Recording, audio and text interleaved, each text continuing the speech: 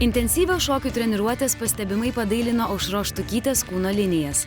Tačiau pati aktorė sako, kad šiuo metu savo išvaizdai neskiria daug dėmesio.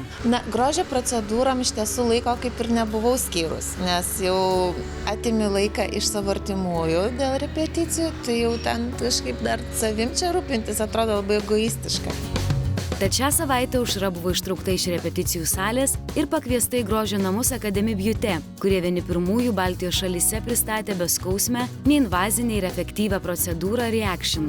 Tai Jungtinių Amerikos valstijų ir Izraelio sukurta alternatyva chirurginėms intervencijoms. Botulino toksinas yra nuodas, kuris paralyžiuoja raumenų susitraukinėjimą, taip mimika, tai yra pirmas žingsnis link plastinės chirurgijos. Tai šiuo atveju čia yra pirmas žingsnis išvengti plastinės chirurgijos, tai yra visiškai skirtingi dalykai. Procedūra Reaction skirta veido bei kūno modeliavimui, po gimdymo atsiradusių strijų celiulito gydymui ir odos patempimui. Aušrai buvo atlikta veido odą jauninanti terapija.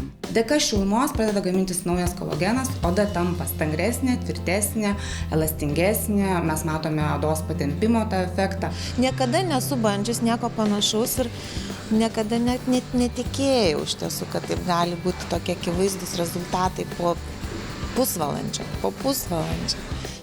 Aktorės grožio patarimas šiuolaikinėms moterims paprastas. Svarbiausia aktyviai gyventi ir domėtis saugiomis grožio industrijos naujovėmis.